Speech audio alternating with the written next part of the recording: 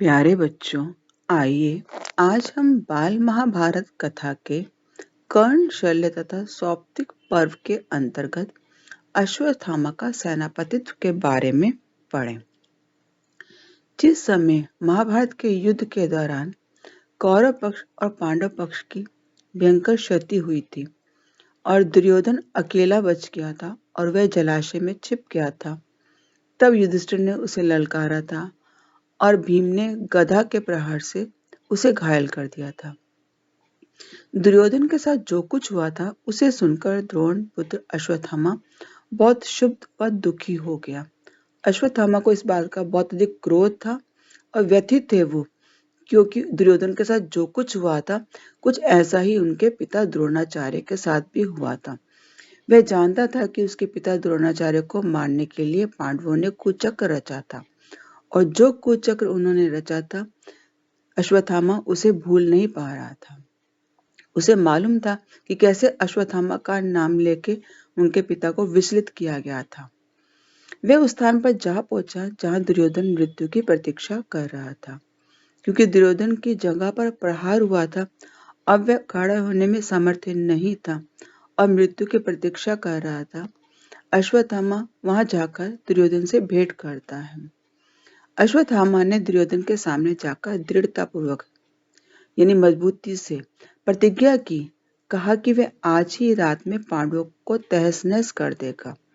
उसने दुर्योधन को इस बात का विश्वास दिलाया कि वह प्रतिशोध लेगा, बदला लेगा। पांडवों ने उनके साथ जो बुरा किया है वह उन सबको आज रात को ही मार डालेगा। मृत्यु की प्रतीक्षा करते हुए दुर्योधन ने जब इस बात को सुना तो उसका पुराना वैर भाव पुनः जागृत हो गया। मृत्यु शैया पे पहुंचने के बाद भी दुर्योधन के मन में कोई पछतावा नहीं था। जैसे उसको पता लगा कि अश्वत्थामा पांडवों को मार देगा, उसके मन में वो पुरानी बातें फिर से जाग गई। जो दुश्मनी का भाव उसके मन में पहले से था वह पुनः जाग गया। वह दोबारा प्रेरित हो गया कि किसी तरह से पांडवों का अहित किया जाए। उसे थोड़ी प्रसन्नता भी हुई।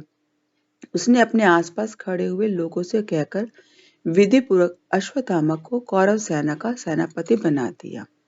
हालांकि इस समय कौरव पक्ष के सैनिक बहुत कम बचे थे, लेकिन तो भी अश्वत्थामा को उसने सेनापति बनाया ताकि पांडवों से युद्ध किया जा सके और इसके लिए उसने पूरा विधि विधान के साथ उसे अश्वत्थामा को उन्होंने सेनापति बना दिया।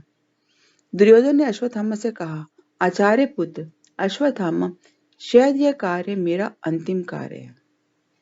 शायद आप ही मुझे शांति दिला सके। मैं आपकी बड़ी उम्मीद से और आशा से आपकी प्रतीक्षा राह देखता रहूंगा। दुर्योधन को लगा कि उसके मन में जो बदले की भावना थी वह बदले की भावना अश्वत्थामा पूरी कर सकता है। अश्वत्थामा क्योंकि उनके गुरु के पुत्र थे, अतः उन्होंने संबोधित किया कि आचार्य पुत्र अश्वत्थामा, मेरा ये काम अंतिम काम है, क्योंकि उनको मालूम था कि वे मृत्यु के निकट है और कभी भी मृत्यु को प्राप्त हो सकते हैं। उन्हें लगा कि उनका ये अश्वत्थामा जो गुरु पुत्र है, ये वास्तव में उनको शांति दिला सकता है। जो बदले की भावना उसके मन में तड़प रही है, वो बदला लेकर उसके मन को शांति दिला सकता है। अतः उसने कहा कि मैं बड़ी उम्मीद और आशा से आपकी राह देखता रहूंगा, आपका इंतजार करता रहूंगा। सूर्यास्त हो चुका था, रात हो गई थी। कौरव के शेष बचे 3 महारथी अश्वत्थामा, कृपाचार्य और कृतवर्मा रात बिताने के लिए एक बड़े बरगद के पेड़ के नीचे ठहर गए। युद्ध विराम हो चुका था, संध्या का समय था, रात घिर आई थी। ऐसे में कौरव पक्ष के जो महारथी थे उनमें केवल 3 ही बचे थे। सैनिक कुछ थे और महारथी में बचे थे अश्वत्थामा, कृपाचार्य और कृतवर्मा। ये तीनों एक बरगद के नीचे विश्राम कर रहे हैं। कृपाचार्य और कृतवर्मा बहुत क्योंकि थके हुए थे, इसलिए उन्हें जल्दी ही नींद आ गई। किंतु अश्वत्थामा जागता रहा। वह सोच रहा था कि मैं इन पांडवों और पिता की हत्या करने वाले दुष्टदमन को उनके साथियों सहित एक साथ ही क्यों न मार डालूं। अश्वत्थामा क्योंकि जाग रहा था, जागते जागते वह योजनाएं बना रहा था। उसकी आंखों में नींद नहीं थी। वह योजना बना रहा था कि किस तरह वह पांडवों से बदला ले, क्योंकि उन्हीं पांडवों ने उसके पिता की भी हत्या की थी। अतः वह चाहता था कि पांडवों को और दुष्टदमन को वो एक साथ क्यों न मार डाले। उसके मन में विचार आया, अभी रात्रि का समय है और वे सभी अपने शिविरों में सो रहे होंगे। सोते समय उनको मार डालना बहुत ही सरल होगा। हालांकि युद्ध में मारने के लिए पहले ललकारा जाता है, सामने वाले को सचेत किया जाता था, तभी उस पर प्रहार किया जाता था। लेकिन इस समय जो उसके मन में, अश्वत्थामा के मन में जो विचार आ रहा है, वो ये कि इस समय सारे सोए हुए हैं और सोए हुए पर ही आक्रमण किया जाए, उन्हें सोते हुए मार डाला जाए और ये काम सरल होगा, क्योंकि जागते हुए मारने में थोड़ी दुविधा थी। उसे लग रहा था कि तब उन शक्तिशाली पांडवों को मारना सरल नहीं होगा, अतः क्यों न रात में सोते समय ही उन पर आक्रमण किया जाए। अश्वत्थामा ने कृपाचार्य को जगाकर अपनी योजना बताई। अश्वत्थामा की बातें सुनकर वे व्यथित हो गए। कृपाचार्य को यह बात बुरी लगी, वे व्यथित हो गए, अर्थात दुखी हो गए। उन्हें यह बात पसंद नहीं आ रही थी कि किसी सोते हुए को इस प्रकार मारा जाए। अतः उन्होंने कहा, अश्वत्थामा, सोते हुए को मारना उचित नहीं है, यह धर्म के विरुद्ध है, तुम इस विचार को छोड़ दो। उन्होंने समझाने का प्रयास किया अश्वत्थामा को, क्योंकि युद्ध के नियम के विरुद्ध था, धर्म के विरुद्ध है किसी सोते हुए पर आक्रमण करना, उसको मारना। अतः वे चाहते थे कि अश्वत्थामा इस विचार को छोड़ दे। लेकिन यह सुनकर अश्वत्थामा झल्ला उठा, यानी उसे खींच गया, गुस्सा आ गया और कहने लगा, आपने भी यह धर्म की रट लगा रखी है। उसे यह बातें अच्छी नहीं लग रही थी। इस समय धर्म की बातें सुनना कृपाचार्य के मुख से अश्वत्थामा को पसंद नहीं आ रहा था। अश्वत्थामा ने उनकी बात को मानने से इनकार कर दिया। वह दृढ़तापूर्वक अपनी इच्छा बताकर पांडवों के शिविर की ओर जाने के लिए उठ गया। उसने बता दिया कि वह उनकी बात को नहीं मानेगा। उसने निश्चय कर लिया कि वह सोते हुए पांडवों पर प्रहार करेगा। अतः अपनी बात पर अमल करने के लिए वह पांडवों के शिविर की ओर बढ़ गया। कृपाचार्य और कृतवर्मा भी उनके साथ हो लिए। दोनों को मजबूरी में अश्वत्थामा का साथ देना पड़ा, क्योंकि अश्वत्थामा इस समय उनका सेनापति था। अतः कृपाचार्य और कृतवर्मा उसके साथ चले। आधी रात बीत चुकी थी। शिविर में सभी सैनिक गहरी नींद में सोए हुए थे। अश्वत्थामा पहले दुष्टदमन के शिविर में घुसा और उसने सोए हुए दुष्टदमन को पैरों से कुचल दिया, जिससे वह तुरंत ही मर गया। इसी प्रकार सभी पांचाल वीरों को भी अश्वत्थामा ने कुचलकर भयानक तरीके से मार डाला। बाद में द्रौपदी के पुत्रों को भी एक एक करके उनकी हत्या कर दी। जिस समय अश्वत्थामा चला था मारने के लिए, तो सबसे पहले वह दुष्टदमन के शिविर में घुसा। अश्वत्थामा क्योंकि बहुत बलशाली था, अथवा उसने दुष्टदमन को अपने पैरों से ही कुचलकर मार डाला था। इसके बाद पांचाल के जितने वीर थे उनको मारा। फिर उसने द्रौपदी के पुत्रों को भी एक एक करके मारना शुरू कर दिया। इन सब की हत्या जब उसने की, तब इस हत्याकांड में कृपाचार्य और कृतवर्मा ने भी अश्वत्थामा का साथ दिया। वहां तीनों ने ऐसे ऐसे अनाचार किए जो कि पहले किसी ने सुने भी नहीं थे। अंत में उन्होंने वहां आग लगा दी। आग सभी शिविरों में फैल गई। जो हत्याकांड वो कर रहा था अश्वत्थामा, इस हत्याकांड में कृपाचार्य और कृतवर्मा ने भी साथ दिया। तीनों ने मिलकर सोए हुए सारे वीर योद्धाओं को मारना शुरू कर दिया। उन्होंने ऐसे अनाचार किए, ऐसे बुरे कर्म किए जो आज तक कभी नहीं किसी ने सुने भी नहीं होंगे। फिर उसके बाद जब उसने सबको मार दिया, तब वहां उसने आग लगा दी और वो आग धीरे धीरे बाकी सारे शिविरों में भी फैल गई, जिससे सोए हुए सभी सैनिक जाग गए और भय से वहां भागने लगे। उन सबको भी अश्वत्थामा ने निर्दयतापूर्वक मार डाला। इस कार्य को करने के बाद अश्वत्थामा दुर्योधन के पास गया और बोला, महाराज दुर्योधन, आप अभी जीवित हैं क्या? देखिए, मैं आपके लिए एक अच्छी खबर लाया हूं, जिसे सुनकर आपके दिल को ठंडक मिलेगी। जिस समय उसने शिविर में आग लगाई थी, वो आग धीरे धीरे दूसरे शिविरों में फैल गई थी, जिसके कारण जो और अन्य सैनिक दूसरे शिविरों में सोए हुए थे, वे जाग गए और यहाँ वहां भागने लगे। लेकिन तो भी अश्वत्थामा ने उन सारे भागते सैनिकों को भी संभलने का मौका नहीं दिया और उन्हें निर्दयतापूर्वक मार डाला। इस सारे काम को करने के बाद अश्वत्थामा फिर वापस दुर्योधन के पास लौटा और वहां पहुंचकर उसने पुकारा कि महाराज दुर्योधन, अभी आप क्या जीवित हैं? जब उसको लगा कि ये जीवित है, उसने बताया कि मैं आपको एक अच्छी खबर देने के लिए आया हूँ। ये खबर ऐसी है जिनको सुनकर आपको बहुत अधिक अच्छा लगेगा, आपके दिल को ठंडक पहुंचेगी। जो प्रतिशोध की आग आपके हृदय में धधक रही है, वो आग मेरी इस बात को सुनकर शांत हो जाएगी। हम लोगों ने मिलकर जो कुछ किया है, उसे आप ध्यान से सुने। हमने सारे पांचालों को व पांडवों के सभी पुत्रों को मार दिया है। साथ ही पांडवों की पूरी सेना को भी सोते में ही सर्वनाश कर दिया है। पांडवों के पक्ष में अभी केवल 7 वीर और हमारे पक्ष में केवल हम 3 ही जीवित रह गए हैं। यह सुनकर दुर्योधन बहुत प्रसन्न हुआ। अब जिस समय उसने सारा कृत्य किया था, कृत्य करने के बाद जब वो दुर्योधन को ये बात समझाने के लिए आया था और कहा था कि मैं ऐसी खबर सुना रहा हूँ जिससे आपके मन को ठंडक मिलेगी, आपके मन में जो आग थी बदले की, वो शांत हो जाएगी। अब उसने वो सारी घटना दुर्योधन को सुनाई।